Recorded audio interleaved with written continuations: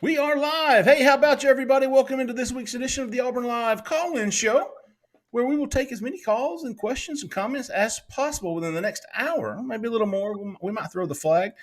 I'm Jeffrey Lee, Senior Recruiting Editor for Auburn Live on 3, joined as I always am tonight by Mr. Jhead, Mr. Cole Pinkston. Mr. Keith Niebuhr is a little under the weather tonight. I think he's been smoking too many Marlboro Reds. Cowboy killer. Yeah, there you go. He is. He's a little sick. Did not want to cough into the mic all night. Yes, understandable. You know, he likes to keep his camera and his mic off, anyways. But I don't mind coughing into the mic, folks. I really don't. Hey, lots going on this weekend. Mr. Cole Pinkston was there for it all. Cole, big day yesterday for Auburn recruiting. Let's before we get into that, man, I want to answer some questions and calls. Everybody wants to know who can sell my house, where can I get to buy a house. I need a realtor in Auburn, Opelika. Listen, folks, I've done the research. I found her.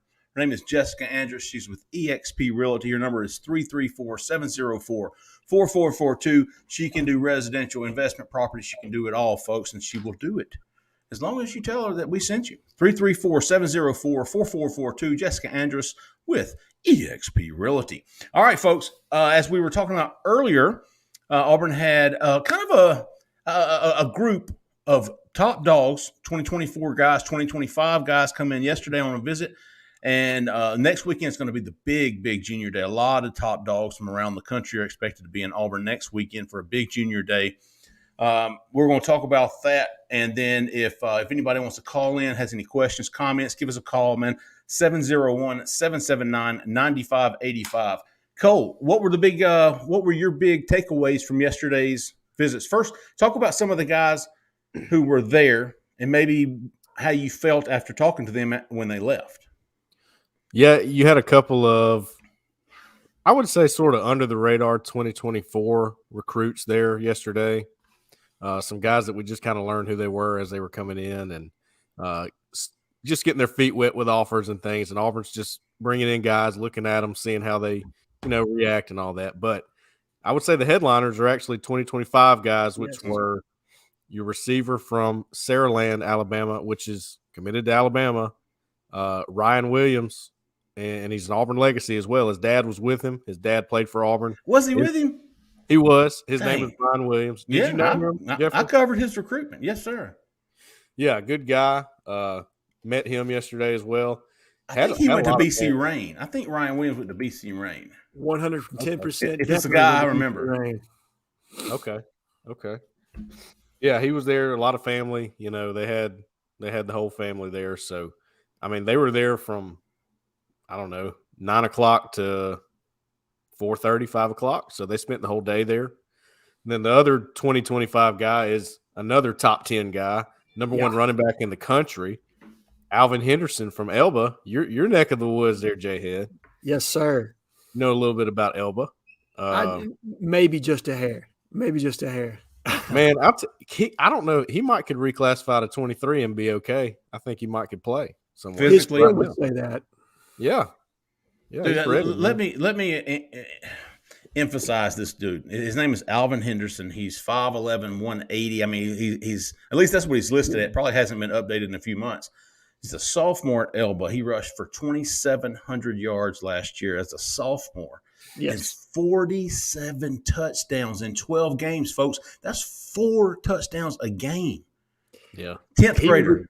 He was a killer on the field. I got the opportunity to see him play this year. Now, look, they're in a predominant run-heavy offense. It's 1A football, a lot of pin and pull and a wing T option type stuff. But the kid's electric in the open field. His vision is what makes him elite, in my opinion. He's got the speed, athleticism that you want. And realistically, what he looks like at the same age, to me, is a younger Cornell Williams. That's what he looks like. His ability to make cuts in the open field is what Cornell was able to do. Now, he's not as physical, in my opinion, as Cornell at that age. Look, Cornell looked for contact. Yeah. And probably more than he should have, if we're being completely honest. Caddy, if you're listening to this, I'm sorry, man. I'm just being real. But Alvin is fantastic. I think he's got a really good head on his shoulders. He's got good people around him. And look, at this early in the recruitment, it's too early to say what he's going to do. but he's going to have ample options, and Cole can speak to that. I mean, he's got all the big dogs on him. Alabama, Auburn, Tennessee, LSU, Clemson, Georgia, everybody has offered. But I think it was huge. And the connection with Carnell, you could tell from your guys reporting that the connection with Carnell is very big in that recruitment. Huge. And he's going to have a lot of sway as far as that's concerned. Yeah, the main quote he gave us, and I thought, that's got to be the headline. If Coach Williams or if Coach Cadillac wants me to come back, that's when I'm coming back, or something along those lines. I'm paraphrasing, but man, he's like, I related to him. Like, he's like a father figure to me. And maybe, I don't know, maybe he's been compared to Cadillac a couple times, like you just did there, Jhead. And he was like meeting an idol. It was almost like that. I mean, he's met him before, but getting to know an idol, that kind of thing. So I think Cadillac is huge for him. Absolutely huge. It's got to be his legacies also, because this kid was, I don't even know if this kid was born back when Cadillac was. How long's Cadillac been out? I don't think so. He was 04 as a senior, so he was about 22 in 04. He was actually a junior, right? No, Cadillac stayed 4. He got hurt. Cadillac stayed 4. 04 was his last year. He probably played until he was 2010. He played 6 or 8 years in the NFL. Yeah, so Henderson would have been very young when he was having his time. I think probably towards the tail end with St. Louis is when he would have seen him play, maybe not even with the Bucks. I don't even remember Cadillac at St. Louis. 2 years with the Rams. Huh. Even if he was not even born when Cadillac was at Auburn or really small, whatever.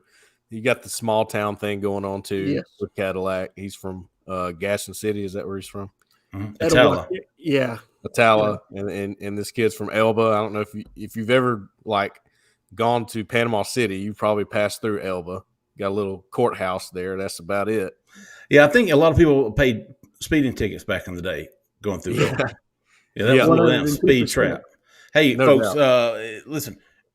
We want you to take your time right now. You're watching on YouTube. Hit that subscribe button to our YouTube channel. We're so close to 5,000. If you're that 5,000th subscriber, maybe you'll get notified or something. I don't know. I'll buy you lunch, though. We'll tweet your name out. We'll give you a little credit. Yeah. Subscribe to our YouTube channel, man. We've got videos popping up all week long, every other day, it seems like, if not more. And I wanted to throw in some Ryan Williams stuff, man. I was looking at his. Now, again, guys, these are sophomores about to be juniors, but man, they're already committed, or at least Ryan Williams is. Another guy committed is who's the other 2025 Alabama has committed in state? Seems like Hugh Freeze went and visited. Maybe I'm thinking of Sterling Dixon, who's 2024. Yeah, Sterling. They got a few 24s. I can't remember 25. I'll tell you. But Ryan Williams. He went to see the kid out of Foley, the wide receiver. He's a 2024. I'm trying to think of the kid's name right now. Perry Thompson. Yeah, Perry Thompson. Yeah, it is. He went and saw Perry Thompson last week. He saw Sterling Dixon last week. He saw Ryan Williams last week. All three of those guys from South Alabama, all committed to Alabama. And then, of course, he went and saw Alvin Henderson. He and Cadillac did. But Ryan Williams, as a sophomore, 88 receptions in 15 games, 1,600 yards and 24 touchdowns at an average 110 yards per game. And listen, I heard about this kid last year as a freshman, and they were saying like the best freshman wide receiver you've seen since Julio Jones. I mean, listen, I haven't watched a single play of him. I haven't. Y'all, I'm sure y'all have watched this video. I have not. But all I've heard is just what a stud this kid's going to be. And he committed to Alabama early. Obviously, it's not going to Auburn's not going to go down without a fight. He's been to a couple of games, Cole. Yeah, I think he's been to 1 or 2 games. And then came back, and I would expect him back in the summer, probably for Big Cat if they have that. He was also there for the Super 7, the championship games. He said he kind of got to see around the town that day too, so getting familiar with it. I think in your story, Cole, he said he had been to Auburn twice. This was the second time. The first time was for the Penn State game, but the feel of Auburn this time underneath this coaching staff was very, very different as far as how he was received, the attention he was shown, his fit in the offense, all those other things that you want to know and hear. And the great thing is, like you said, yes, he's committed to Alabama. And Jeffrey, everything you just said, he's that and more. This kid is going to be a freak show talent. Phenomenal. Yeah. the word in the coaching community down here is, I mean, he really is. If there's somebody that's going to be as hyped from that standpoint as Julio Jones, this kid has the opportunity to do that. Yeah. He's special. And look, whereas Elba is playing 1A competition, and you can listen, I'm not trying to, that's not a shot at Alvin Henderson. It's just a different level of competition in what you're playing in 1A in the state of Alabama by comparison to Saraland, which is 6A. That's big boy football, and he dominates as a, as a freshman and a sophomore to this point. And so, go ahead, Cole. Also, Jhead, the guy that was throwing him those passes, quarterback, KJ Lacey, 2025 guy again, sophomore going into his junior season. He was also there, second trip to Auburn. He's visited Auburn more than anybody else now, and Auburn has offered him. And we were talking to him about the offer and asking if he had been re-offered. He goes, "No, I got offered for the first time by Coach Hugh Freeze." So smart. No re-offer there. He got the offer when Hugh Freeze took over. So that's a guy that he likes, a young guy. I was seeing if KJ played a lot last year as a sophomore. Yeah, hell yeah, he did. Great day in the morning. Yeah, he completed 64% of his passes for more than 3,100 yards, 3,200 yards, 211 per game, 40 touchdowns, only 5 interceptions as a sophomore. Mm-hmm. That Saraland team is loaded, Jeffrey. I mean, absolutely. They had another guy. They had a 2024 receiver there that was 6'4", that came with him as well, who was just starting to get some recruiting attention. But I mean, when you got this Ryan Williams cat getting all these throws, kind of hard to stand out. Cole, do you feel like any of these guys? I mean, we've seen 2025. We just talked about 2025. Ryan Williams committing to Alabama. Do you feel like any of these guys could pull the trigger soon? I mean, making an early. Is Alvin Henderson close? Did he talk like he might be close? Honestly, he did. He talked like he could be close. I don't know. I mean, that's just a gut reaction to talking to him. I don't know what he's going to do. He's got so much time, and even a commitment this early. It obviously it means something, but you have your drawbacks with it too. Like you got a long way to go, man. You're going to get recruited by everybody. So. That just means that this team's leading for me right now. Very well put, Jeffrey. Now, what it does for Auburn is it gives you a shot in the arm from a PR standpoint of, hey, we just landed the number 1 running back in the Southeast in 2025. You'll take that kind of headline all day long, but like you guys said, you're fighting tooth and nail to keep a kid like that committed for 2 straight years. I mean, that's going to be a big boy battle, 110%. And the same for Ryan Williams. He's committed to Alabama, but if you think Alabama's not going to have to work to keep him committed, they're going to. They're going to have to work with Auburn sweeping in here. They're going to have to be weary of Auburn with Ryan Williams because he was smiling the whole time he did the interview. I mean, they spent the whole day. He said, "I'm coming back very soon." I mean, he's got legitimate interest in Auburn too. It's not just a visit. Actually, the quote that stood out, and I don't take jabs at the other staff or anything like that, and I don't think he was, but no, he said when he visited the first time, he didn't really like it that much. Nothing really stood out. This time he said it was totally different. He said it was just totally different. So. Looking at the future with Hugh Freeze, you got to think his offense is going to be very attractive to skill position guys, running back, wide receiver. These guys, this is not a pro style offense. They're not going to look and go, okay, we're going to throw the football on 3rd down, and when it's 3rd and 3, or 3rd and 6, 3rd and 7.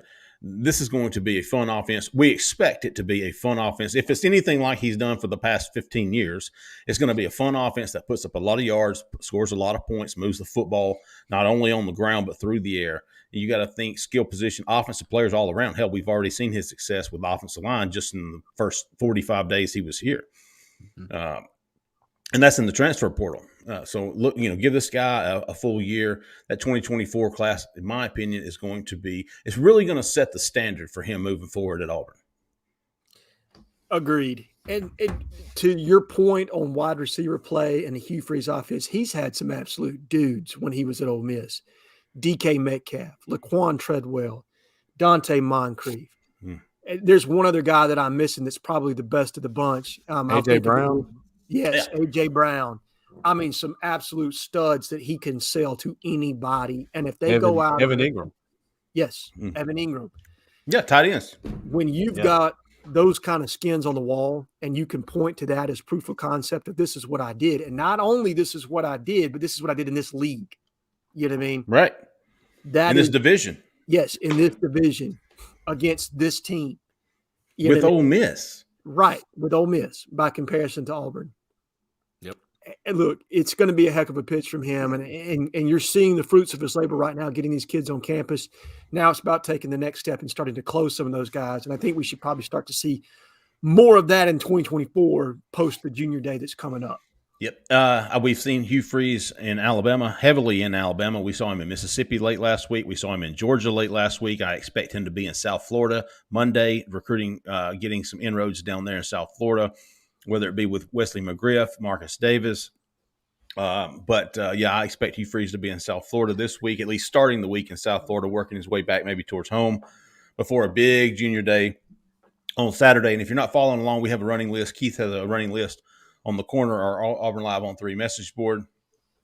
And he's already got some guys coming in this week. Y'all go check that out, Auburn Live on 3. Hey, and if you're not a member of Auburn Live on 3, fantastic time to do it, dude. We still got the special going on. $30 now and not a penny more till September. So basically like $4 a month. All right, my world of sports jumping in here. Hey, give us a call, man. I'm sick of talking to these two idiots. 701-779-9585. I'm just kidding. They're a lot smarter than me, but I have to say that to make myself feel smarter. My question, and I'm assuming so, no sense TCU, ASU, and CU only rumors, but why wouldn't Auburn get Rashada on campus even if they don't like the UF rumors? Jhead Rashada, for all of those signed with Florida, apparently he wanted $13.4 million worth of NIL money, and Florida said, nope, you're not worth it, or something. Correct me if I'm wrong, Jhead. You probably know more than I do. He was promised. So the understanding of his, and I've heard various things with regard to that number, whether it was actually 13.4 or not. Either which way, his side was under the impression that $13.4 million was going to be liquid and available to them. That promise was rescinded, I should say, by the Gator Collective. And thus he has since been let out of his NIL. My guess is he threatened to lawyer up. Florida probably said, you know what, as opposed to this getting ugly, let's have you sign a non-disclosure agreement. Here's your release from your, from your national letter of intent. Maybe even $1 or $2 to not say another word about this and go on to your next team. I would say this. I don't want in any way, shape, form, or fashion to take a shot at the kid. He's 18 years old. Okay. I would think that there are people around him that are driving this, if I had to guess. Sure. Oh, yeah. I don't know that it's wise for Auburn to get into a bidding war if that's the situation that's going to play out. Your NIL money could be used better elsewhere, particularly for a transfer portal quarterback that's much more ready to play if you're going to go down that route. Yes. And what you don't want to do is turn off a kid like Walker White that's very interested potentially in being a big peg for you in your upcoming class and deterring a commitment from him. With your need being somebody that can raise the floor in the quarterback room next year. I don't know that Rashada does that. In fact, when I saw him at the Elite 11, I wasn't overly impressed. The kid was highly erratic. Right. So I don't know that he's a day one contributor. I think he's got a high ceiling, but I don't know how good he's going to be next year. And if he's not going to play for you next year, what's the point, right? Yeah. Oh, yeah, absolutely. I mean, the value is not there. The investment to and I really feel like he is a high-risk guy. And I don't know him. I've never spoken to him. But right, anybody that's been in that type of situation and wants out because, and I don't know the real deal, but it obviously makes me a little hesitant to say, hey, man, we want that guy in our locker room. Optics, right? Right. When it boils down to it, are you playing for us? Are you playing for the school? Are you playing for your team? Or are you playing for the money? And if it comes down to you risking your body for a first down when we need it, are you going to do that? Or are you going to say I'm a paycheck player?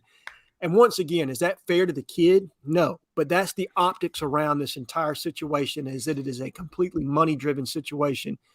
And I think if Hugh Freeze, is who I think he is, he's probably going to try to avoid that situation in year one of a new regime.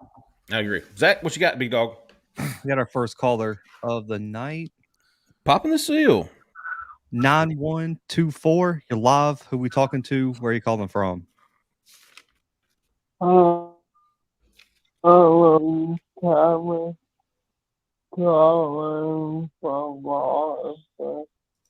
Can't hear you, man. A little bit of static there.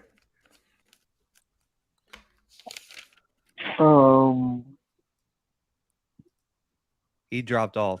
Did he? So you can call back in.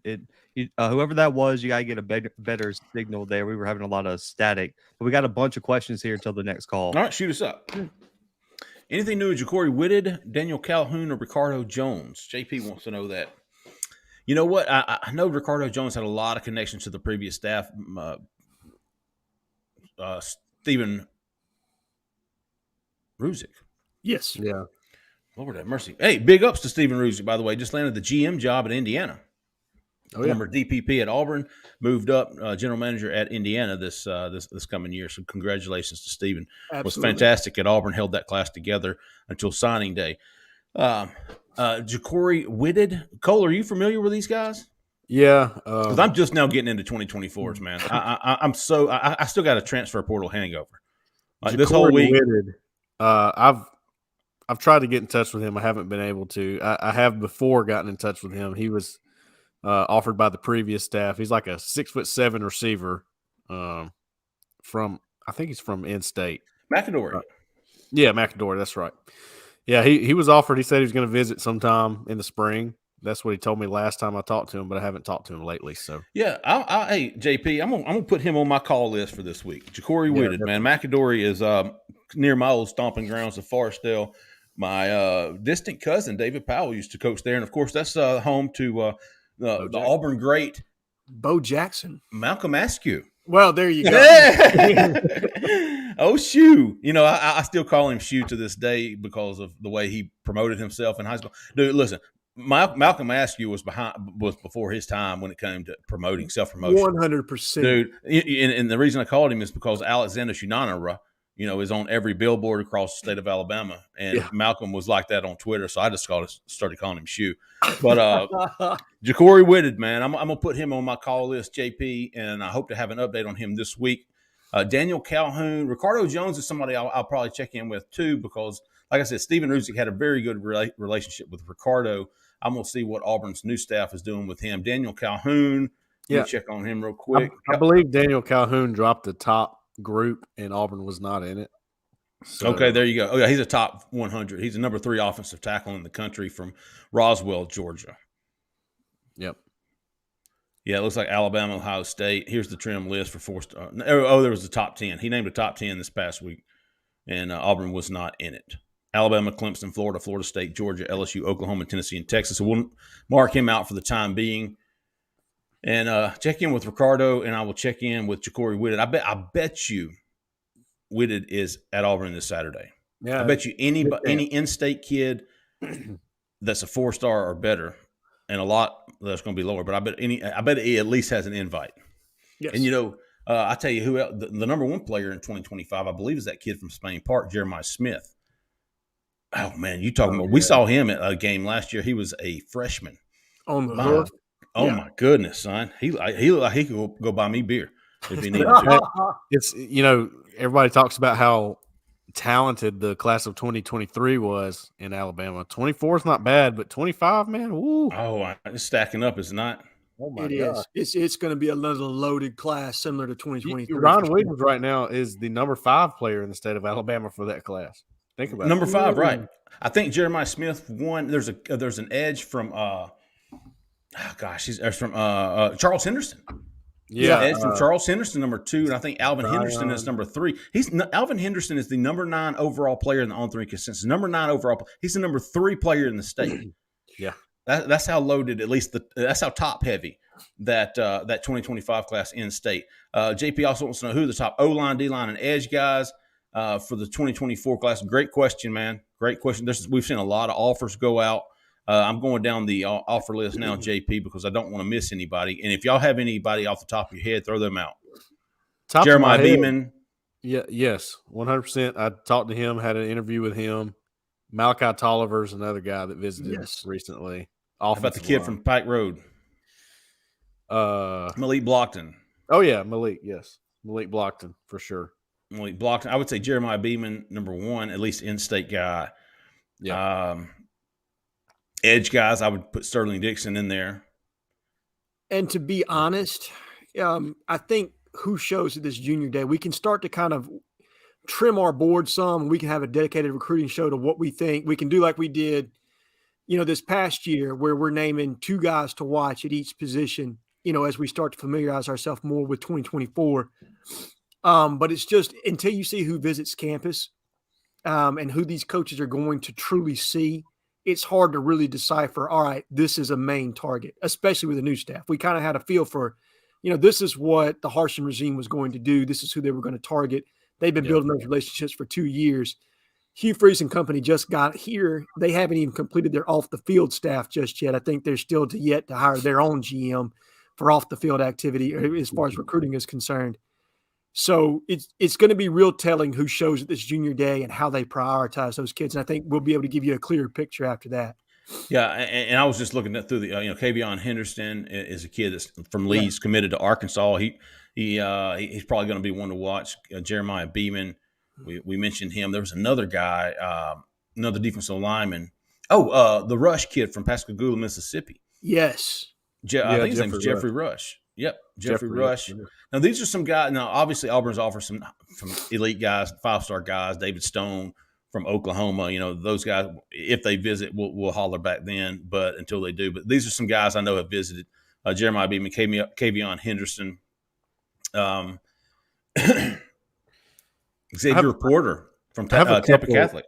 I have a couple of interviews coming tomorrow with a linebacker, edge, and a D-line guy, both from Georgia. So, there's guys emerging every day. They're calling people, they're visiting, they're trying to go see kids in school, in home, whatever they're doing, and that's where we're just have to watch that and see who all emerges from that. That's what happens with a new staff, which Auburn fans should not be. That shouldn't be a stranger to them. And no surprise to anyone, it looks like they're prioritizing prospects in the states of Alabama, Georgia, Florida, and Mississippi. That seems to be where the focus of concentration has been. And to be honest, that's our natural recruiting footprint, and it should always be in those states. Yeah. Eddie Pierre-Louis is an offensive lineman, Tampa Catholic guys, visited Auburn before. The kid who visited Auburn this past weekend, Cole, not this past weekend, I think it was last weekend, Malachi Tolliver is another kid like that. So we've seen some visits. That's what I like to see, man. I like to see interest from Auburn or offer from Auburn, and then I want to see these kids visit. And then it's almost like, okay, now Auburn is officially in the game. Yes. Yeah, 100%. Exactly. Another offensive lineman is Jamison Riggs, too, that visited. And there's a kid from Pinkston Valley, I think. Keeping an eye on there. Zach, keep us going, big dog. 9868. You're live. Who we talking to? Where are you calling from? Hey boys, it's Cade from Statesboro. What's up, man? All right, Cade. How are y'all doing? Okay, doing good, buddy. How about you? Doing good. So I actually I had a basketball question. Okay. So I know that we're looking for LeBron Philon and Jhead Pettiford, I think. Who else are we looking for in the 2024 class that we need to be looking at for an announcement or whatever? Nobody right now, at least in the immediate future. Jhead Pettiford, excuse me, from I just wrote about him. He's from initially New Jersey, right? Right. Jhead Pettiford's going to announce February the 1st. LeBaron Philon, he ought to be a 5-star if he's not. Damn, he's a player. From Baker and Mobile, Hudson Catholic, New Jersey. Pettiford's from New Jersey. He's announcing February the 1st. Philon has not set a date. I think people are around him think it could be pretty soon, maybe in the next month. But I have not seen a date. Jhead, have you seen a date on him? I have not just yet, but one other name, and now not committing early, but Cam Scott is somebody I'm paying attention to in that 2024 class. I'm hoping to get a little more intel with regard to Philon as to what he's going to do and when he's planning on making a commitment as far as that's concerned. So hopefully I'll have some information there sooner rather than later. I do feel much better. Oh, sorry. But I'm sorry, Kate. I do feel much better How about does Auburn's Auburn chances feel with about those Phylon. players? Say that again. I think I was cutting you off. How does Auburn feel about those two players, about LeBron and Hahad? Dude, please tell me I'm not mispronouncing this. No. It's LeBaron, right? It's It is. LeBaron. It's I'm LeBaron. mispronouncing it probably. Okay, you my buddy. LeBron. I love it. Oh, I will say this, Kate. I think Auburn is confident that they're in one of the top two, and for both of those guys. I think Auburn feels like it's Auburn or UConn for Pettiford. I feel like Auburn thinks it's Auburn or Alabama for Phylon. And I really don't think Auburn's going to miss on both of those guys. I wouldn't be. I would. I wrote this past week on Hoop Scoops that I felt better about Auburn's chances with Phylon than I do with Pettiford. But man, it's that you ask me next week and I might feel differently. But I feel like Auburn gets one of those two guys. I feel like Pettiford's more of a natural point guard, if I'm not mistaken. It's just from talking to people. Whereas Phylon could play the combo guard. And the point if he needed to, but the two, he can play the two as well. Might be better suited to play the two. I think so.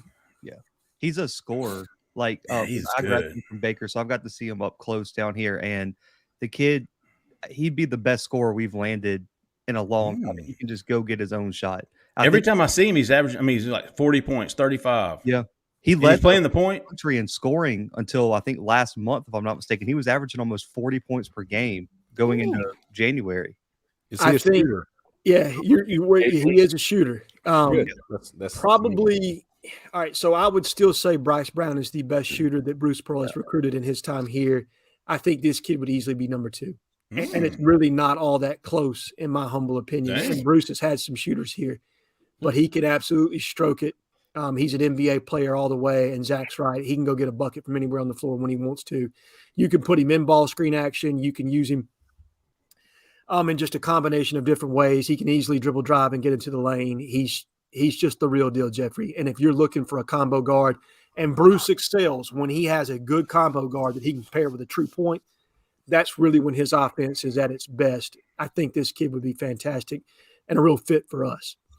That's what we've been missing, in my opinion. Like when you look at where Auburn's basketball team has kind of failed these past two seasons, making runs, it's inconsistency at the guard play in terms of creating their own shot and making plays. With LeBaron, he's a guy who he can have those big nights where he gives you 30, 40, but the issue is with our guards now is the inconsistencies. With LeBaron, a bad night is probably 18. Zach, what do you think about his defense? Because Bruce puts a very high priority on defense. I would say I wouldn't say he's a lockdown defender, but if you could probably scheme him into position, I would imagine. And with him coming into Bruce's system, I would imagine they could coach him up a little bit, but he's not a lockdown guy. I would tell you this, Jeffrey. Athletically, he can do anything that they need him to do. The question is, mentally, is he going to be bought in on the defensive end? And that's where a lot of high school kids struggle when they move into a college system is the intensity which you have to play with on the defensive end each and every time down the court. A lot of these kids are so offensively driven, specifically those that participate heavily in AAU. Look, man, you're talking about just doing nothing but rolling the ball out there and letting guys go score. They're not playing defense on each other. They're just getting out of the way and letting them get down the lane. This kid is going to probably have to mature on that aspect, but that doesn't make him any different from anybody else that I've seen or that Bruce has probably scouted in the last 10 years. It's just the way the game's played right now. Hey, good stuff, Kay. We appreciate the call, man. Nothing wrong with a little basketball. 0506, you're live. Who we talking to? Where are you calling from? This old hog bone. Oh, all right. How's it going, guys? Pretty good. We're doing better now. You calling Hog? Well, I appreciate that, boys. Listen, I got one question, and it's about these agents. Okay. Now, are they listed anywhere? Is there any regulations on them?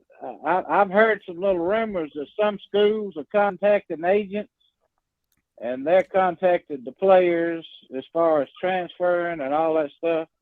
I just was wondering what the deal was on that. Are we just hoping and praying that somebody's going to save us in national legislation right now? Ooh, Tommy Tuberville hog. All right. Hey, appreciate your call, Hogbone. Let y'all go and let y'all talk about it. My man, Hog. I appreciate you, big dog. That's it's a fair question, man.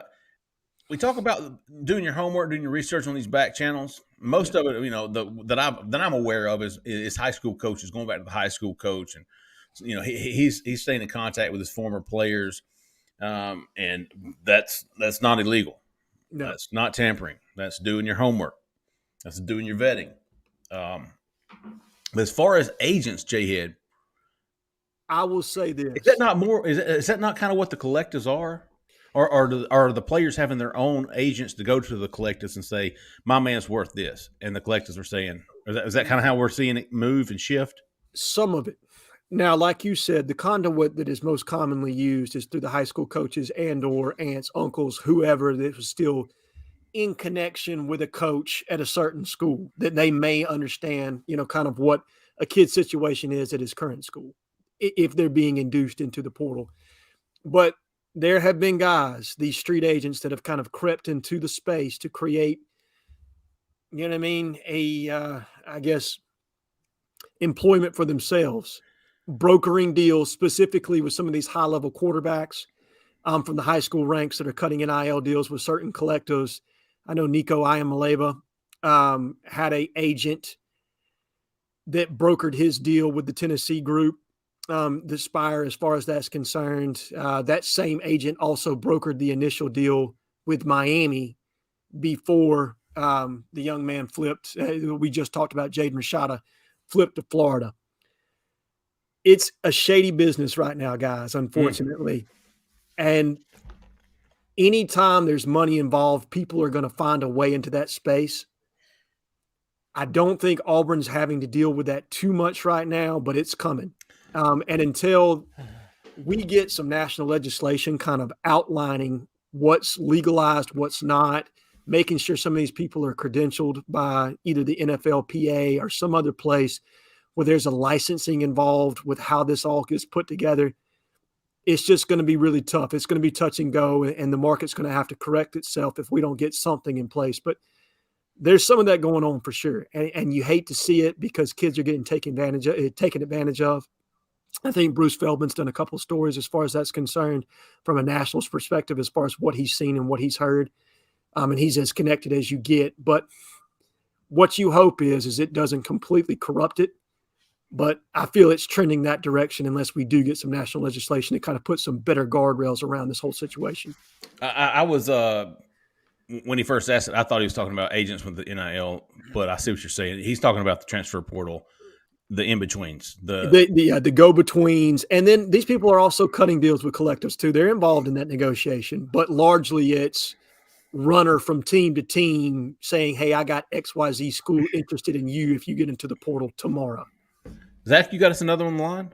Yeah, one more. And just to add to that, I know some parents of FCS players who had breakout seasons and have reached out to me and told me that like coaches will send people to contact, whether it's the parent, the sister, is like, hey, X, Y, and Z school would be interested if you entered the portal. And that's even for players who were in the portal, committed somewhere, and they were like, listen, if you get back in, we can offer you X, Y, and Z better than the school you committed to. And that's happened for multiple FCS prospects. Tucker Kraft for South Dakota State this year won the national title. So last year there were 5 to 6 FBS programs who offered him before he even announced. He never even said he was going to transfer, offered him up to $2 to $5 million to transfer. Through his coach or parents or family member or right. And listen, I'm okay with that. I don't disagree. Look, I'm looking at it from an Auburn perspective. Hey, you can't go to the kid, obviously, but hey, we could use him. I think the hard part about all this is that what keeps them from doing that once they're at Auburn with someone else. So to me, there needs to be some contractual agreements, and these kids are going to have to become employees of the university so that Auburn can actually negotiate these contracts and hold them to it, vice a collective, a third-party group of alumni, you know what I mean, that are running this. And realistically, there's nothing to hold you to the deal, you know what I mean, except for your word. There's nothing to keep you from trying to up, your contract each and every quarter or year. That's the hard part for me. It's not about kids making money. Kids need to be able to make money. This is a free market society. People should be able to offer you what the market was willing to bear. But at the same time, you don't have that situation in NFL, and it's why the product is the way that it is, because you have set contracts and you can bank on that person being there year after year. In college football, in the state it's in right now, there's no consistency with roster management. It's just all over the place. I think that's why you saw the rule where they're talking about limiting the second transfer, where it's like you have to have an injury. You have to have some sort of reason to transfer again. And I think that could help a little bit, because once you sign with the school and you're there, you can't just jump in because you got a good offer. So everybody got an extra transfer right after COVID. Is that right? Or I believe so. Or an extra year of eligibility. Extra year of eligibility, a one-time transfer. So that was the summer of 2020 when all that came out. You got the extra year of eligibility, the one-time transfer, NIL. All of it broke at about the same time. Right, there you go. So as it stands right now, for these guys who just signed with Auburn, let's say Keldrick Falk. Yes. Okay. He has a free transfer where he can transfer and play immediately somewhere. Is that right? Correct. And then let's say he transfers to Troy. Yes. All right. Now, if he wants to transfer from Troy, he would have to sit out a year. Technically, yes. Now, there are hardship waivers. Through. Yeah. Because it hasn't been finalized yet, from what I was told. I don't think it's official, right? So what you're telling me, Zach, is as of now, he can still transfer and be eligible immediately? Yes. Really? No, I think no. So they have a rule in place. What they're trying to do is reinforce that rule. The rule is in place that it is a one-time free transfer. Now, they do have hardship transfers that can be looked at by the NCAA directly thereafter, should you have some kind of extenuating circumstance. However, this is what I would tell you is the NCAA is scared to death of kids that lawyer up. And the second that they lawyer up and say, hey, I experienced emotional distress or whatever the hell it is, you know what I mean, that they're going to claim, they're going to let them in transfer a second time, because nobody wants to be the person that's going to limit player movement right now, and set yourselves up for getting slammed in court, just like the NCAA has taken a black eye with the O'Bannon case and multiple others. They don't have a good track record in the court system right now. So until the federal guidelines put out that kind of aid the NCAA with making some of these decisions and enforcing some of this, I really don't know how much ground they've got to stand on it. And I'm with you, Zach. I think from a perception standpoint, this rule with the second-time transfer will help.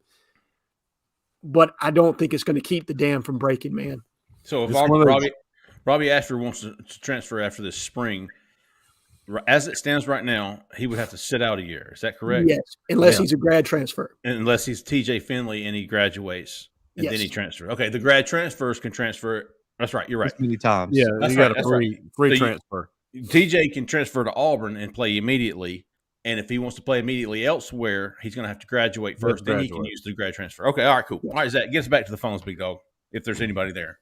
Sorry. 124, you're live. Who we talking to? Where are you calling from?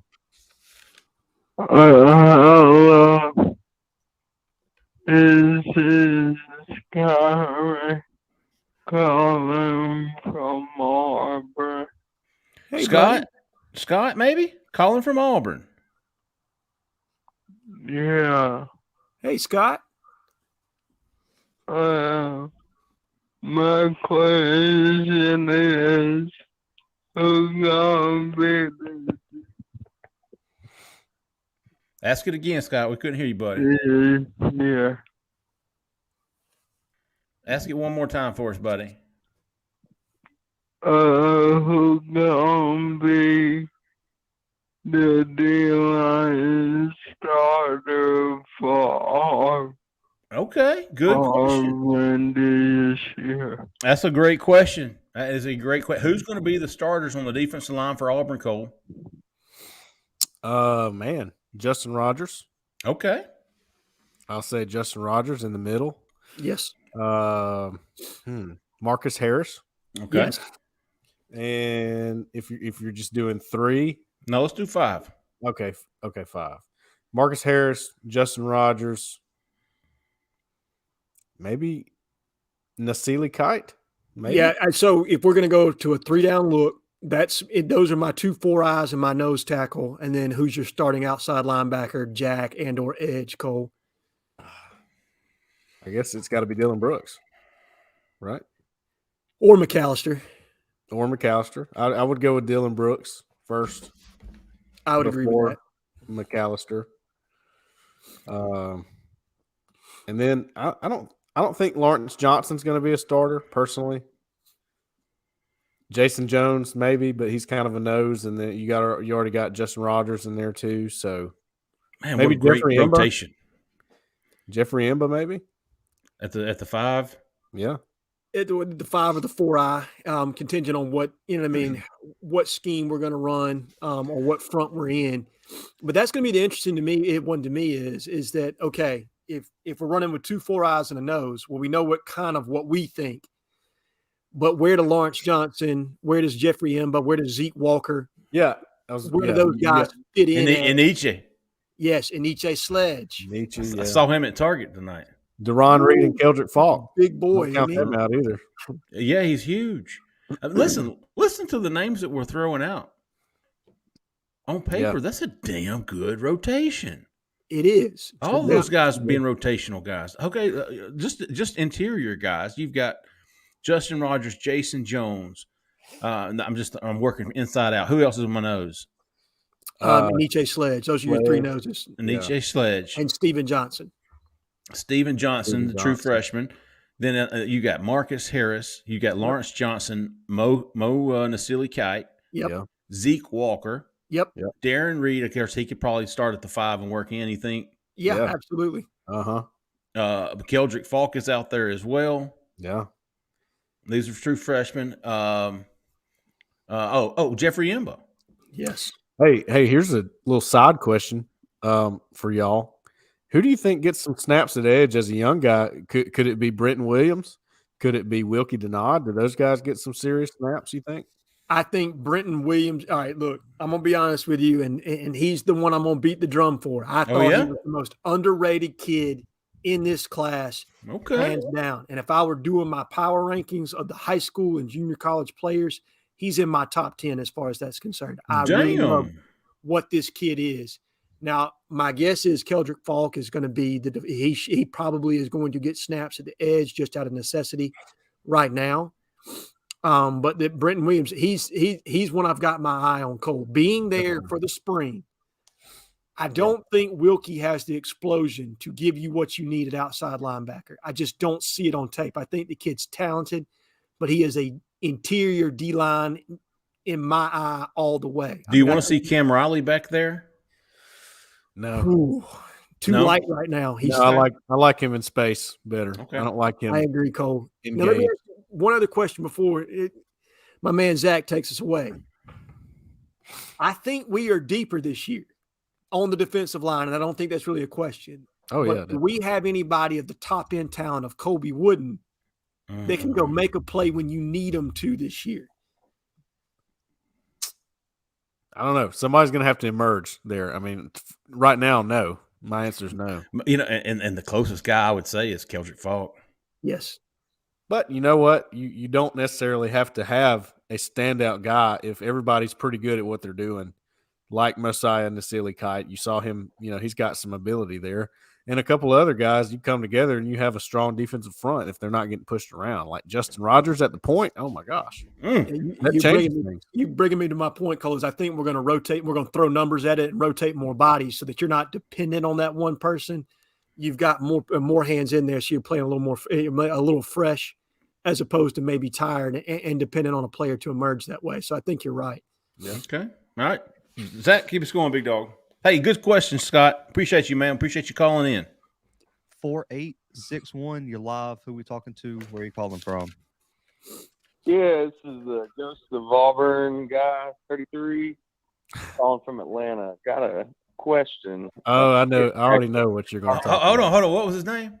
Ghost of Auburn guy 33.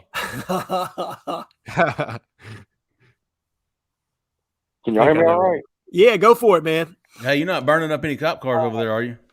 So, hey, first time really listening to the show. Glad to hear y'all on there slurring y'all's words, drunk or asking for money. But I got a question. I don't know what you're talking about. So for the recruit class ranking, 2024, where do you think we need to be before y'all say, okay, Auburn's actually serious and they're taking the thing seriously and they're trying to compete with the Alabamas and Georgias and LSUs of the world? Top 5? No, I'd say top 10. Yeah. Top 10, yeah, for sure. I honestly think, Ghost, if you go back, I think Auburn's only had a top 5 class. I mean, seriously, so I've been doing this since 03, 04. I think Auburn's only had a top 5 class maybe once or twice. Twice, I think. Dude, it is hard. Yes. Yeah. And for Auburn, the top 10 is a top 5. Mm-hmm. Yes. And you go back and look at the top 10s. I mean, Gus had a 1 or 2. Chiswick had a 1 or 2. Tuberville, I don't know that he ever had a top, at least rankings wise. I'll go back and look at that. But for me, Ghost, it's top 10. To me, then I know Auburn is legit. And to be honest, for me, and I want to hear Cole's take on this because he's done as many evals as anybody. When you get inside the top 8, you're really splitting hairs. Sure. You know what I mean? It's just about the number of impact prospects you bring in. And did you get it right on the evaluation of that kid fitting into your system and being able to contribute? I don't know how much difference there truly is between the number 1 and the number 8 if your evals were right. Because to me, it's a projection at that standpoint. I think top 5, 1 through 5, and maybe 6, 7, like you're saying, those are all really close to me. Mm-hmm. And then you get to 8 through 20. Yes. And it gets pretty close there too. But there seems to be a divide between, the top 5 and then 8, 9, 10. I think there's a pretty big divide there. Okay. So you're saying top 8, Cole. Top 8, yeah, top 8. Top 8. I'll stick top 10. Now you got to think top 10 SEC is still like 5 or 6. Look, I mean, top 10. It depends. Did you feel your name? That's one thing that to me, with recruiting rankings, you can look at. I think they're very important. You need to look at them. You need to look at the stars. You need to look at the blue chip ratio. Yes, important stuff. But don't forget how they filled their needs. Okay, that's an important thing, and it doesn't really tell you in the ranking how they did that. That's something you go and you look at and can make a huge difference. Okay, I'll go. Here's been to be more specific. Ghost, elite tier 1 level recruiting, as far as I'm concerned, top 4 in the SEC. Yes, top 4 in the SEC. I don't care about Ohio State. Don't care about Clemson. Don't care about Florida State. Don't care about any of those guys. Give me top 4 in the SEC, and I'll give you a roster from there on out. If you give me that every year, I'll give you a roster every year that can compete for national championship. Yeah, there you go. To me, year 1, I'm with you, Jeffrey. It's top 10, and then how do you work the transfer portal to augment your needs for impact contributors to raise the floor? Because that's going to be a continuation into year 2 of getting the kind of guys that Freeze needs in here to run the systems that they want to run. From a recruiting standpoint, that's what I need to see. I need to see impact players in the portal / free agency. I need to see a top 10 class from the high school ranks and proof of concept of us making an upward trajectory on the field in win total. And then not only win total, but how we play. Because I think we could have easily won 2 more games this past year. I honestly believe we could have beat Mississippi State and we could have beat LSU.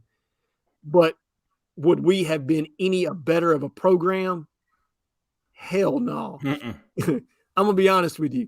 Wins didn't change that. We were still on a downward slope as far as that's concerned, just because we weren't bringing in the players that we needed to bring in. But if we look better, if we're playing more efficiently and we're recruiting at that clip, I think that's what you need to see in year 1 to know that Hugh Freeze means business. Yeah.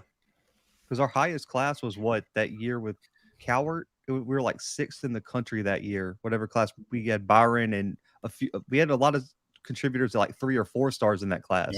Yeah, I think the Cam Newton class is still number 1. Yeah, Cam Newton, Mike Dyer, yes, those guys, because it was like 30 guys in that class too. Yeah, it was a big class, and it had a chance.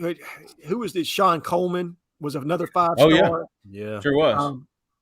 you had a ton of guys in that class and had a chance to be even better had you landed Lake Seastrunk and or the kid that committed to South Carolina. God Marcus bless his. Lattimore. Yeah, poor guy's knees just never held up, man. I remember thinking Auburn was fixing to get Lake Seastrunk, Marcus Lattimore, and Mike Dyer all in the same class. Bro, they were all there for that initial Big Cat weekend. The Lake ended up couldn't sign with Auburn. No, you're right. He went to Oregon, didn't he? Initially, Yeah, he transferred to Baylor and actually broke out with Baylor. Lattimore was unbelievable. He still is a fantastic guy, and he does great things, dude. But I probably would have put him number one of those three. Yeah, he was but good. But Mike Dyer wasn't no slouch, man. I mean, he fizzled, but hey, he was a big deal, man. He was a big deal in 2010. He was a true freshman. There's a reason Tim Jackson was bringing him McDonald's on the sideline, bro. We got anybody else, Zach? Yeah, one more caller. Okay. Make it a good one. 915. You're live. Who we talking to? Where are you calling from? Yeah. How y'all doing? My name is Dominic. I'm calling from Murfreesboro, Tennessee. What's up, Dominic? What's up? I'm doing good. How y'all doing today? Doing well, Dominic. What's on your mind tonight, big dog? Yeah, I just had a quick question for you all.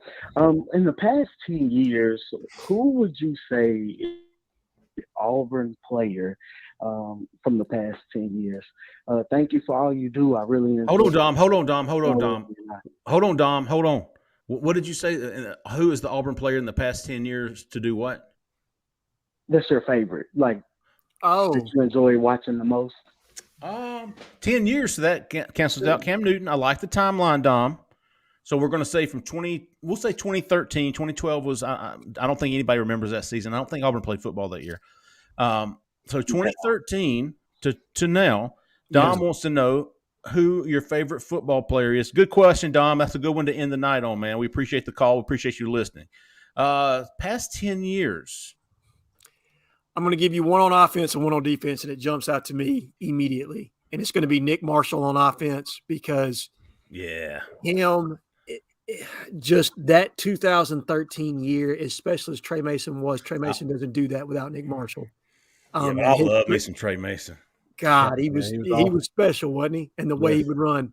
On defense, it's Jacoby McClain, because watching him at 205 pounds take on guards and centers and tackles and just play so instinctively, man, I love the way that kid played. Great pick.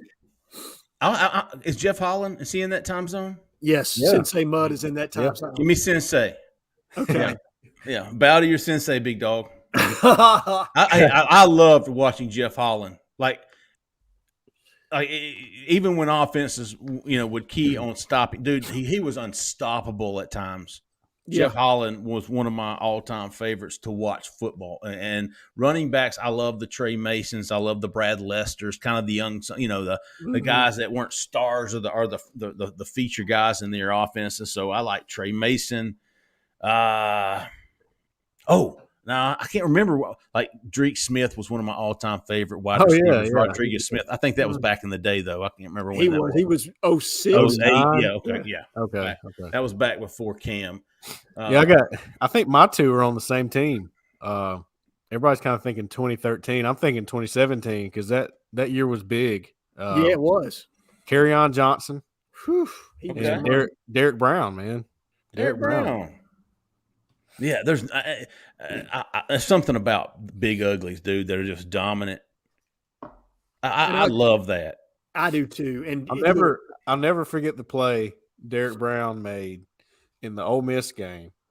I think it was Ole Miss. He came off the sideline because he was coming in late, and they threw a swing pass right at him. He decked that mother. That was the coolest thing ever. And if it wasn't Derek Brown for me, I was going to go with Nick Fairley, but that's too far back. Yeah, 2010. That is the way you play defensive line right there. Nick Fairley. Kevin Steele with that 3-1-7 defense against LSU and Joe Burrow that year, and watching Derek Brown and Marlon Davidson control the line of scrimmage. I mean, completely and utterly control the line of scrimmage was something I've never seen. Oh, Deshaun Davis was a good one too. Deshaun Davis. Now, I'll tell you my sleeper. D Ford. Oh, yeah, for Right there. sure. Listen, that 13-year, watching him completely and utterly put right tackles on their heels every game. I mean, he owned Johnny Manziel in that game. Now, look, Johnny Football got off, but I think D Ford had 2 or 3 sacks in that game, and the one he needed to clinch it. He did it to Aaron Murray too in the the one, the Ricardo Lewis tip pass game. That's right. I forgot about it. He owned very, very Murray. big play in that game because I think they were driving in and had a chance to score after the tip pass. People forget about that. Jonathan Jones and Carlton Davis. Chandler Cox too. I like watching good fullbacks too. Oh yeah, minus that pirouette that time. Nah, I ain't gonna hold that against him. Oh, Marlon Davison. Speaking of Derek Brown, Marlon Davison. Yeah, Marlon. Jay Prosh. Sure. Jay Prosh. Good call. Yeah. Jay Prosh. Listen, I love me some Chandler Cox, but I might take Prosh over Cox. CJ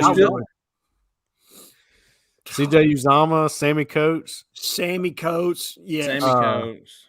You know who was awesome to watch, but obviously it didn't work out. But Duke Williams was unbelievable. Yeah, man. He was one of my favorite players. He just never – every time we needed a big play, man, he just come alive. And you know who else was awesome? I have to give him credit. Seth Williams was awesome. Yeah. God, yes. He made so many big plays, man. Yeah, he beat Woodland in the state championship game. With all our running backs. No, that was Sammy Coates. I'm sorry. That was Sammy. He was playing for Leroy. With Clint Mosley. Yeah. Oh, yeah. Hey, how about Jarrett Stidham? Yeah. What and started this year for Sure the Las did. Vegas Raiders. Cord Sandberg. Oh, Cord Sandberg. Dude, I don't know why I'm laughing. I loved Cord Sandberg. Because he was the ultimate soccer dad. He was the one handing out juices at the end of practice, man. He's a big fan of the show, man. Y'all watch out. Okay. No, I'm just kidding.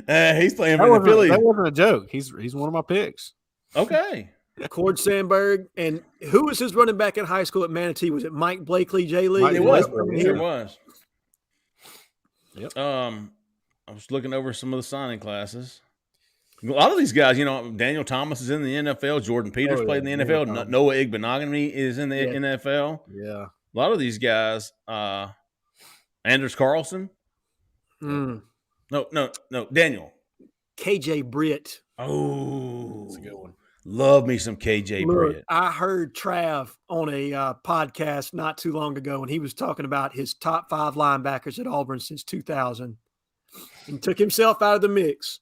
Now, let me see if you guys agree with this. And he said Carlos Dansby 1. Oh, yeah. Dontarius Thomas 2. Yes, sir. Yeah. Josh Bynes 3. Okay. Boyd Anderson. Had our boy from Mobile, number 4, Deshaun Davis. Okay. Yep. Number 5, Zacoby McClain. KJ wasn't in it? No, actually, he did have KJ. He took Zacoby out and put KJ in. You're right. Okay. Now, I know that Trey Williams didn't make the biggest impact, and he was a 5-star recruit from St. Paul's, Mobile. But towards the end of in 2017, when he was like a senior or whatever, he was knocking some heads off out there. If he doesn't injure his neck, Cole, you're right. He impacted that defense, and it made a difference when him and Trey Matthews both got hurt that season. Yeah, sure did. Y'all remember Kendarian Handy Holly? Briefly. Yeah. He transferred from Minnesota? Yes. Yeah. Dude, if you'd have told me that, I said, who the hell is that guy? His dad was a coach down here in Mobile at Blunt High School, maybe? Here's some other names. Of course, you got Roger McCreary. Yeah. Sean Shivers, big dog. Yes, dude. Yeah. Robinson Therese was another one I like. What about Petway that 1 year under Gus? Petway. Good. I was talking about him, and dude, until he pops his hamstring against Vanderbilt going for that touchdown, he was insane that year. Unbelievable. That Ole Miss game, he carried us to that win in Oxford. Yeah. And look, man, if Sean White doesn't throw his arm out and Cameron Petway doesn't pop a hamstring, that season could have been special. We would have beaten Georgia in Athens. There's no question about that. But Gus ended up choking that one. Wait a minute. We have totally neglected the offensive line here. Yeah, Reese I was Dismukes, joking. Alex Kozan. Well, no, That's too early. No, okay, you're right. Yeah. But still, Dismukes doesn't. You're right. oh, he's done. He was a freshman in 10. Yeah, so he would have played in 13. You're right. You're right, Cole. I'm sorry. He was a starter. Sure was. He won the Remington Award Yes, he did. in 13, I believe. Him and Greg Robinson on that 13-0 line were monsters. Greg Robinson. Yes. Braden Smith. Yeah. Braden Smith. I used to love to watch him just absolutely destroy people down the field, man. I tell you what, we got to. I mean, I'm not going to leave off the recent guys. Derek Hall, dude, I loved watching him. I loved watching Colby Wooden. Both those guys are going to be third rounders and impact players. I don't know that we can replace next year. Not with individual effort, anyway. Yeah, no, but I was looking back over some of the offensive linemen. Here's an underrated player to me, Stephen Roberts. Stephen Roberts. Yeah. He flipped from Alabama, from Opelika. He's from Opelika. Loved him, man. He was a great player. Absolutely. The best play he made to me was in the Iron Bowl. I think it was 2013. Did he tackle Derrick Henry out in space on like a 3rd and short by himself? Yes. Yeah. Wrapped him up in the open field at all of $180 soaking wet. That was I remember that play for some reason. That one stands out. Look, the fact that Kevin Steele called him Skinny Pimp and he went by it. Yeah. You know what I mean? Hey, I don't know if anybody's ever talked about this on an Auburn show ever. Maybe they have and I missed it.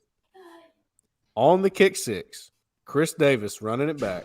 Yes. Did anybody else have a panic attack when Robinson Threezy ran up next to him? Hey, yes. Scott Felton. To this day, when we watch the replay, both of us get the hell out of the way. Get out of the. I'm just like, get out of the way. God dang, Scott Felton has nightmares about Robinson Threezy. I just knew he was going to trip him. I just knew it. I remember thinking, get out of the way. God bless America. He wanted to be on the paintings, didn't he? He wasn't getting out of the way. He wanted to be on the paintings. Yes, he did. He wanted to be a part of that picture, brother. He knew what that moment was. That would have been so much worse than the Paytons. I mean, it would have been one of the greatest fails of all time, I think. Because if Auburn goes into that game in overtime with Alabama and the way their offense was humming, you don't feel good about it, that's for sure. Well, you would have preferred to end it there. I think actually Auburn had the momentum at that point because we had the RPO play to Sammy Coates to tie it up. Yeah. The miracle. Yeah. Do y'all remember Nick Curtis? Yeah, transfer from Kent State. Is he still on the team? No. Negative, Ghost Rider. Didn't they call him Sticks? Yes. Nick the Stick or something like that. Now, wasn't he originally from Hoover, Cole? Yeah. He was. Man, just looking back some of these old classes, trying to, flip a switch on my memory, but that was those Kadarian Handy Holly, forgot all about him. Nick Curtis, don't even remember. That was right before Harsin, maybe? If Keith were here, it would have to be Joey Gatewood would be his favorite. Oh, for sure. Greatest tight end ever. Hey, Dominic, obviously that was a great question, man. Great discussion, great question. Zach, we called up there? Yep, good on calls. Do we have any lightning round questions we need to address? Yep. We'll do let's hit it real quick, fellas. Great calls tonight, man. We appreciate everybody. Oh, YouTube user. Oh, I remember old YouTube user. It looks like my Uncle Larry. Could DC take and move one of the tight ends to edge? DC, I'm guessing Ron Roberts. Could he take one of the tight ends to move to edge, say Deal or Frazier? I don't think they're not quick enough to play edge. He's thinking Gabe McKenzie, right? Gabe McKenzie. From Mobile, where was Gabe? Was Gabe at Davidson? No, he was at Gabe was at Davidson. Was he? Okay, I think so. That's what I said. James Driggers, do we have any more possible high school players that will sign? It's a great question, James. To this point, James, I don't think so. There are some guys. Cole talked to a guy last week, Will James, the defensive back from Mobile. But that's really the only name. I know Philip Longwell was a guy they looked at, a linebacker from Nashville. That was back when Christian Robinson was still on staff. He's gone. So Longwell, right? That's what I said. Honestly, You know, James, I really don't know. on Besides Will James is the corner from Theodore, Mobile, Alabama. Theodore. He was at Auburn. They went and visited him and told him, hey, we need you to come on campus, kind of talk to you about maybe joining the class, maybe getting an offer. So he thought it might be coming.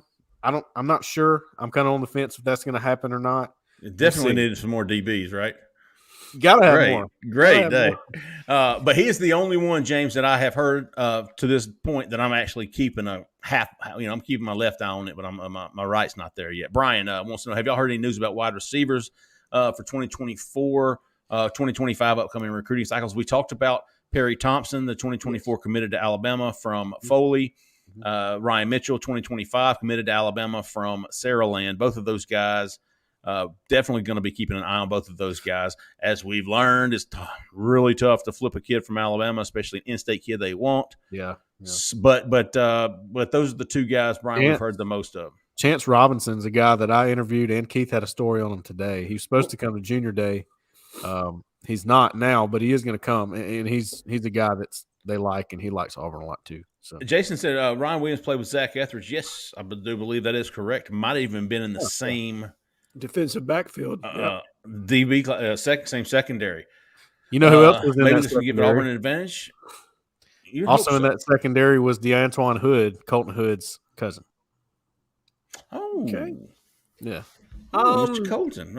Maybe 2025 is so hard to say. And look, I'm going to be honest on this. I think what happens with Nick Saban this coming season will play a factor in that, like how he's being perceived.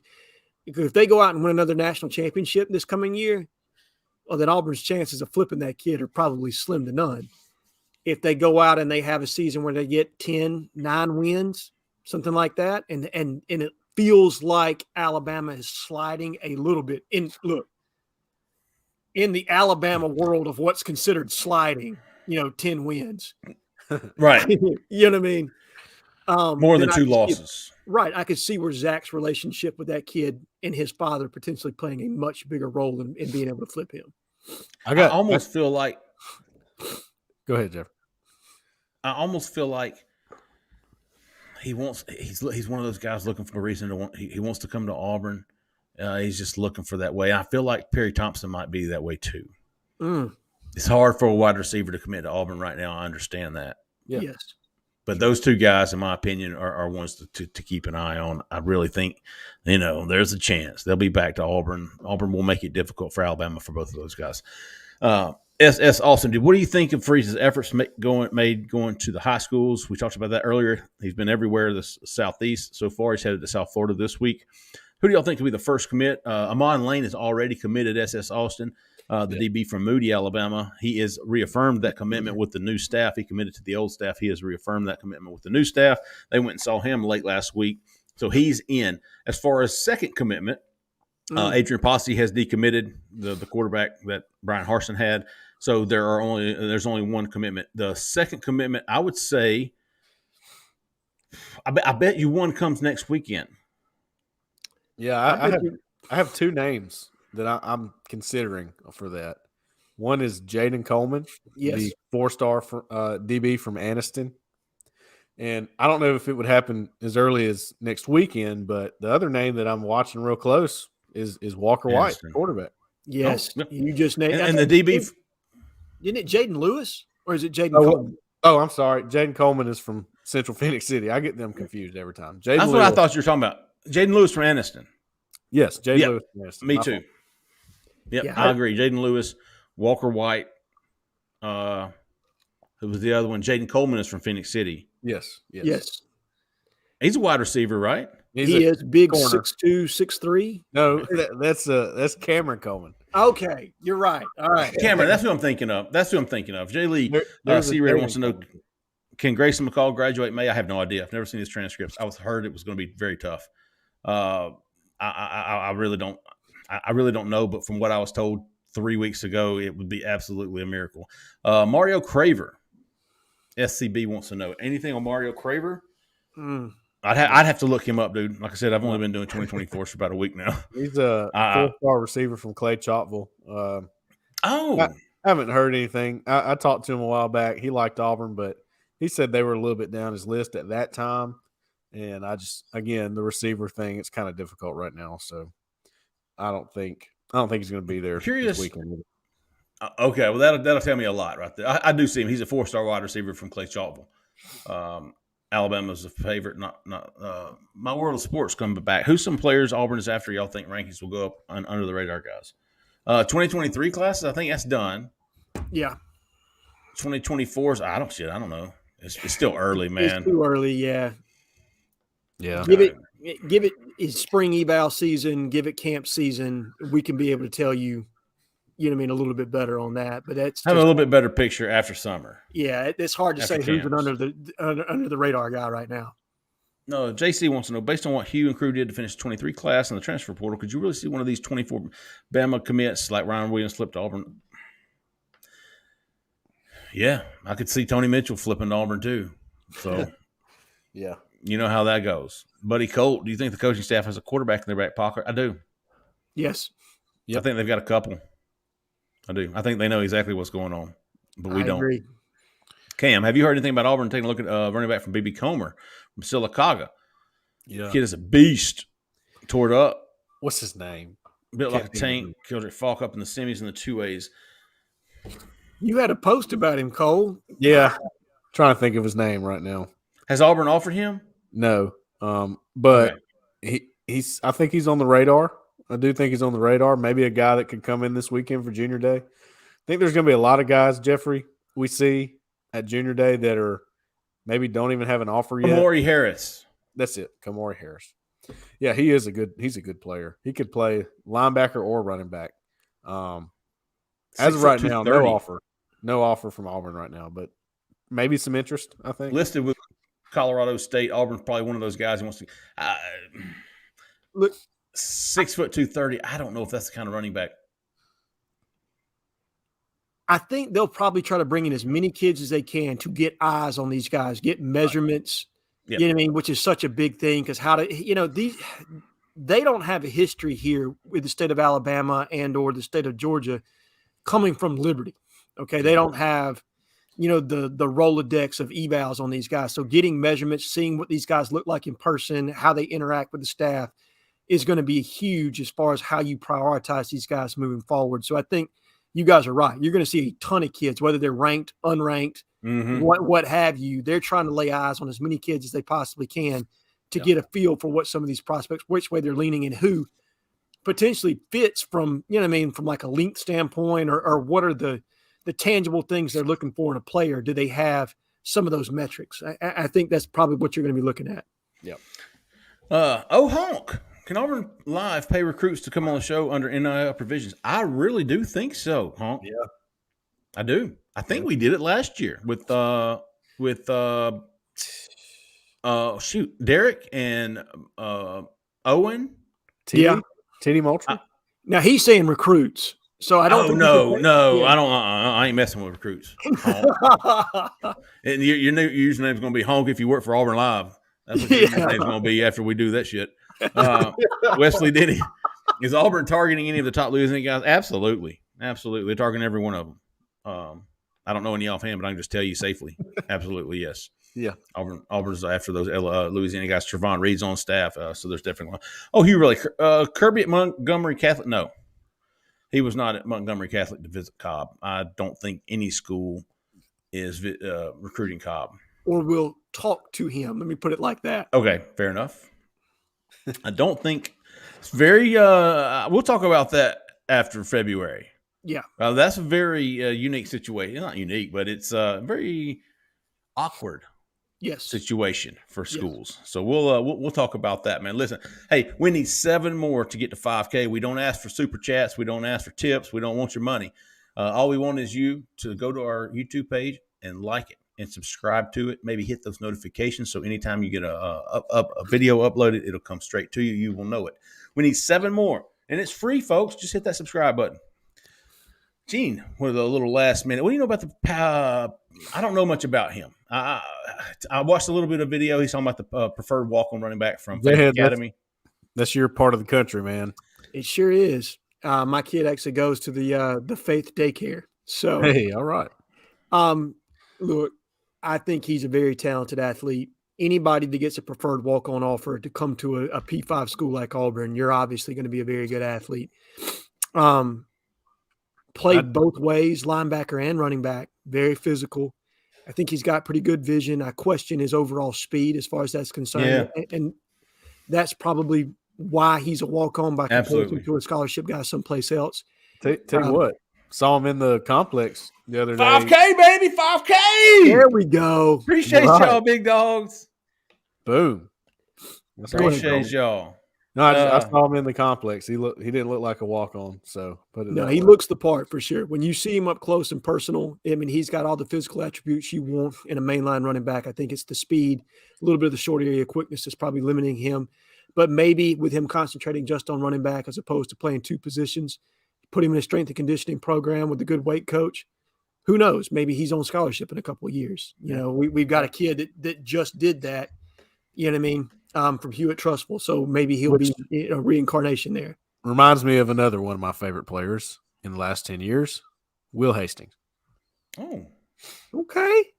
Yeah, definitely a guy that should have looked like he should have been playing soccer as opposed to wide receiver at Auburn. But right, he was he a can T-boy. play. He was a Yeah. T-boy. Hey, great show tonight, folks. We really appreciate y'all, man. Y'all are awesome. We appreciate y'all doing what you do so that we can do what we do. It's fantastic, man. We appreciate everybody subscribing to the Auburn Live YouTube page. 5,000, man. That means a lot to us. I don't know how it helps us, but it does. And we do appreciate it, man. We appreciate all the calls tonight. Okay, you got us started. Then Hogbone calling in. Scott from Auburn, great question about the D-line. He wanted to know about the D-line. Then Ghost came in with another great question. Dominic, I thought, got us going Yes. with the favorite players over the past 10 years. We really appreciate everybody, dude. And if you want more Auburn recruiting intel, if you want it every day, man, that's what we're here for at Auburn Live. Go check us out, Auburn Live on 3. Free week for free subscription for a week, and then it's only right now. If you want to pay monthly, it's only $9 a month, or you can pay $30 for the next 10 months. Great deal going on, man. Go check us out. Hey, man, we appreciate everybody. Keith and I will be back in the morning, assuming his cough's gone, with the Inside the 20. And then we will all be back Friday for a in-depth recruiting show. Thanks again, everybody. We appreciate y'all. For Jhead, for Pink, for Zach in the back, I'm Jeffrey Lee, man. Y'all stay out of that left lane. See ya.